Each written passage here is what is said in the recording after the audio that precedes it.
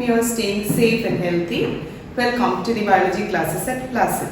Myself, Dr. Manju Alex, faculty in biology at Placid. Today we will be sharing concepts on the second part of the chapter, human health and disease. We will be discussing on three topics mainly: AIDS, cancer and drugs and alcohol abuse. Before proceeding to the classes, I would recommend that all of you keep a notebook ready with you so that you can note down the important points. I will be starting initially with the first topic, AIDS. The contents we will be covering in this are the term expansion of AIDS. AIDS, you know, is an abbreviation. History of AIDS, the causative agent, mode of transmission and replication of the retrovirus. So let us begin. AIDS is the abbreviation for the expansion acquired immunodeficiency syndrome. Each term has its own meaning. We will come to the meaning later. AIDS was first reported in the year 1981. Ever since, it has taken a death toll of around 25 million people worldwide. And the latest census tells us that over 39.7 million have been killed by this disease. Now let us go to the expansion of the term AIDS.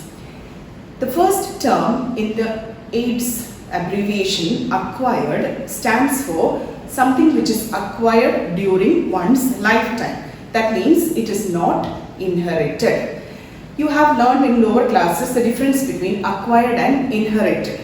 Acquired is something a person will acquire during his or her lifetime. Inherited is something which is passed on by genetic information from one generation to another.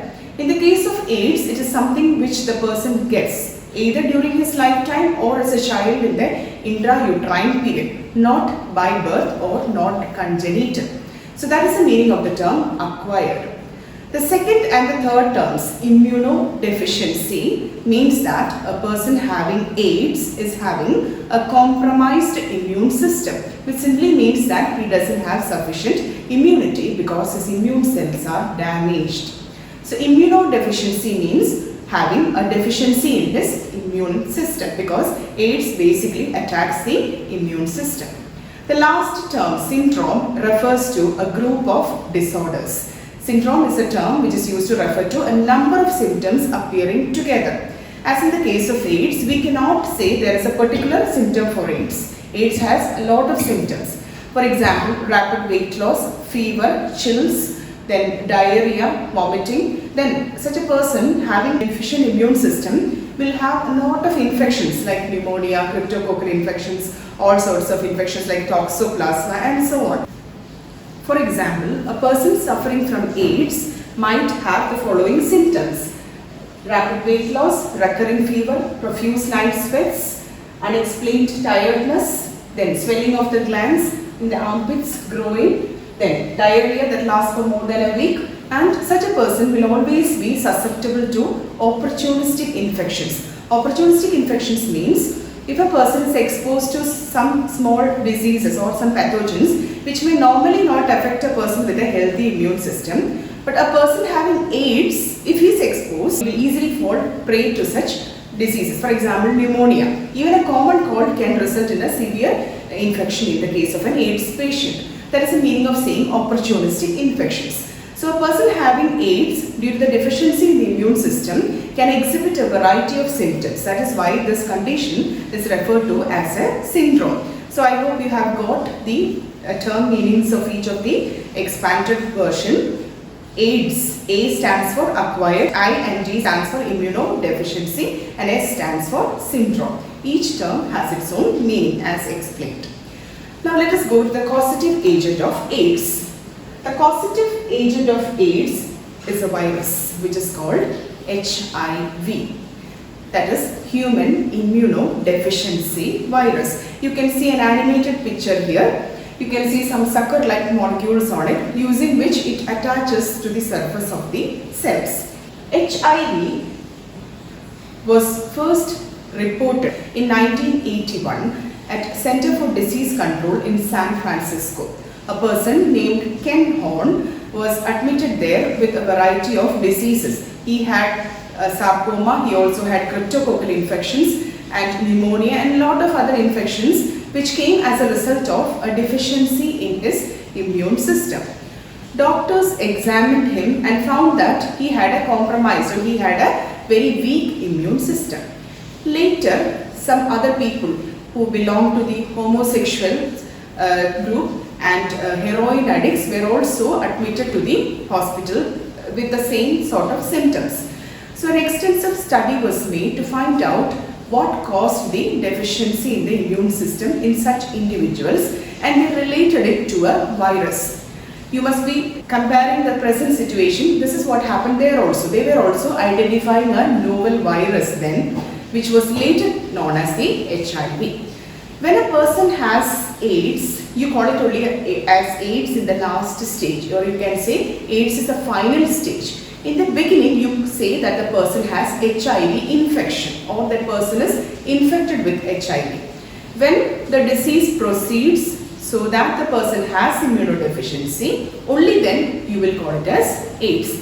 So these people who reported in the Center for Disease Control were all suffering from the final stage. That is, they all had this immunodeficiency syndromes. So an extensive study was made to find out how this disease came about. It was seen that chimpanzees and certain simians like monkeys had the same sort of virus infecting them. And the virus which infects the chimpanzees were known as SIV, meaning simian immunodeficiency virus. This virus was found to cause immunodeficiency in chimpanzees. And chimpanzees got this virus from small monkeys on which they feed. That means they ate some monkeys which belong to the old world monkey group. They are known as mangabeys. Chimpanzees feeding on mangabeys were found to be infected with the simian immunodeficiency virus.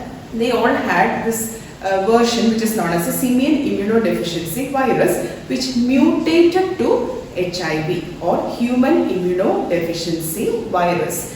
When people started feeding on chimpanzees and monkeys and all, this virus evolved or mutated into a form which can enter the human beings and came to be known as the human immunodeficiency virus. In the year 1920, in the place called Kinshasa in Democratic Republic of Congo, a lot of people ate chimpanzee meat and the meat of smaller monkeys. These chimpanzees or monkeys, some of them were infected with the simian immunodeficiency virus. It is not the same strain, different strains. And it is believed that this SIV mutated and entered the body of humans who ate them and got transformed into the version we know today, which is HIV. There are two strains of HIV, HIV-1 and HIV-2.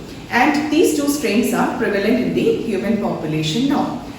In Congo, this came as early as 1920, as I mentioned. And Congo was a place famous for its transport system as well as sex trade. So the disease spread very fast and quick to different parts of the world from this area, though it was first reported in 1981.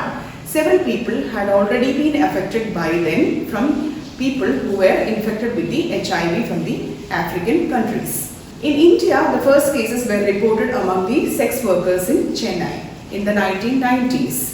So thus the disease spread from the African country to the other countries. There is an assignment for you. You should find out the difference between the two strains, HIV-1 and HIV-2, and get back to me during the discussion. This is assignment 1, please note down. There is also one more assignment. You should tell me whether AIDS is an epidemic or a pandemic, and if so, why. Now you can see an electron micrograph of the human immunodeficiency virus here. You can see on the surface there are certain molecules. This is a magnified version which you see under the scanning electron microscope. And you can see the surface molecules which are helping the HIV to bind to the cells into which they will enter. Classification of the HIV tells us that it belongs to the genus Lentivirus, family Retroviridae, subfamily Orthoretroviridae. Retroviruses have an RNA genome enclosed within a protein coat. You can see other pictures of the virus here. This is a detailed picture of the human immunodeficiency virus. You can see the outermost coat which has many spike-like proteins on the surface. Remember these two proteins, GP41 and GP122. GP stands for glycoprotein and the first one, GP41, is a transmembrane glycoprotein. GP120 is a docking glycoprotein. And you can see inside there is a capsid or a core which is enclosing the genome of the retrovirus. It has two single-stranded RNA molecules. These two blue strands are the single-stranded RNA molecules and enzymes associated with it. The two enzymes are reverse transcriptase and integrase. Remember the two enzymes, reverse transcriptase and integrase. So even if you don't remember the entire structure, remember that there is an outer protein coat which is made up of lipids and proteins. It has two glycoproteins, GP120 and GP41. So remember the two strands, the two enzymes, the capsid or the protein. Outside there is one more protein coat and it has many proteins. Remember at least the glycoproteins 41 and 120. GP1 is a transmembrane glycoprotein, GP120 is a docking glycoprotein. You can also see a three-dimensional picture of the HIV. If you cut it open, this is what you see. Outside you will see a structure and inside this polygonal shaped structure is a capsid. Inside the capsid you can see two single-stranded RNA molecules associated with reverse transcriptase and integrase enzymes. The function of these enzymes, we will come to it later. Now I told you that this virus is a retrovirus. So what does a retrovirus? That is the next question we should answer. Retro means reverse or backward. Retro means reverse or backward. What is reverse in the virus? The flow of genetic information is backward in this virus. Retroviruses, all of them, like not only HIV, retroviruses all have a reverse flow of genetic information. So then what is the forward flow of genetic information? In most organisms, including humans, we have a forward flow of information. What is this forward flow? Suppose you want to make a protein. Your body wants to make a protein. What does it do? That is the question we should answer here. You have heard of a term called transcription, isn't it?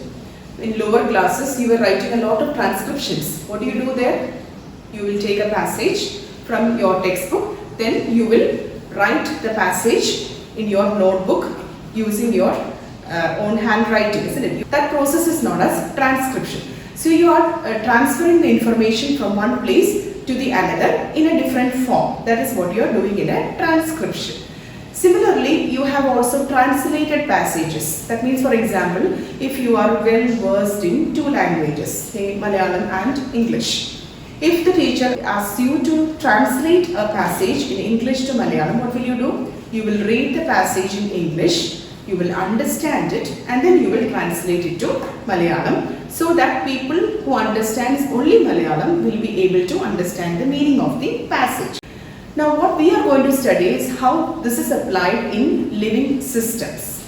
Suppose our body wants to make a protein. What does it basically do?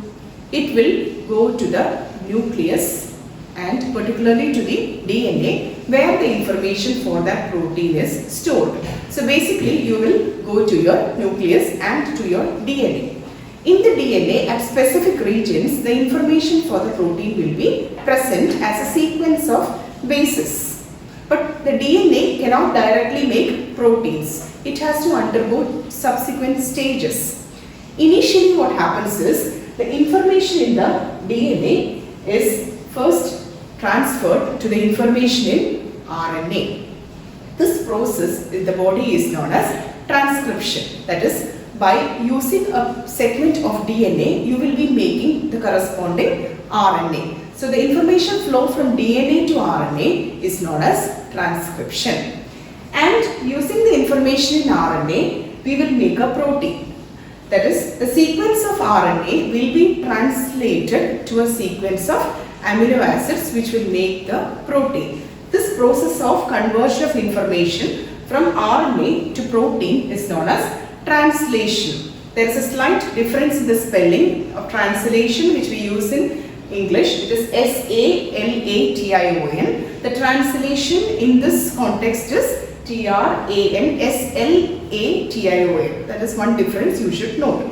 So in our body, suppose you want to make a protein, what you will basically do is you will go to the DNA, you will transfer the information from DNA to RNA, and the information from RNA is transferred to proteins. And the initial process of conversion of information from DNA to RNA is called transcription. The conversion of information from RNA to protein is known as translation. This is the forward flow of information, and it is also known as the central dogma of molecular biology. It was proposed by Francis Crick. So this is what happens in most organisms, DNA to RNA to protein. Now here is another assignment for you. Francis Crick is known for his contributions in molecular biology. Find at least 4 significant contributions which Francis Crick has made to the field of molecular biology, and we will discuss it when we come for the discussion. So this is what is meant by forward flow of information. Now what happens in retroviruses? In retroviruses, the information flows backward. That means they have an RNA genome, and the RNA genome is converted initially to DNA by an enzyme which is present in them, which is known as reverse transcriptase. So the first step for them to form something, from a protein for example, is the conversion of their RNA to DNA by the process of reverse transcription, and the enzyme involved is known as reverse transcriptase. All the RNA viruses which are retroviruses, they will carry this reverse transcriptase in their protein codes, so that when they go to a cell, they will take this protein along and they will convert their RNA into DNA by using their enzyme reverse transcriptase. Once the DNA is made, what they will do is they will integrate this DNA into the host cell. Along with the host DNA, their DNA will also be integrated. Now you must be wondering where the virus is getting all these raw materials. The raw material for DNA synthesis, nucleotides, are obtained from the cytoplasm of the host cell.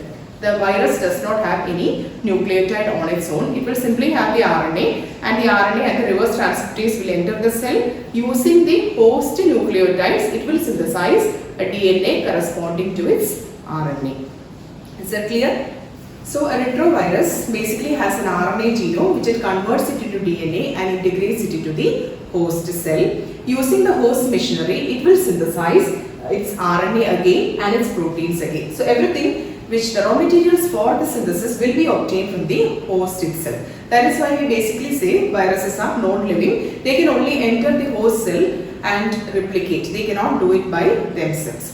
So HIV is also such a retrovirus. It has an RNA genome which it converts it into DNA by using its enzyme reverse transcriptase and raw materials from the host. The DNA so formed will be integrated into the host cell, and the integrated DNA will help in the synthesis of its RNA and later its proteins. Now let us see the mode of transmission of AIDS. How AIDS is spread from one person to the other.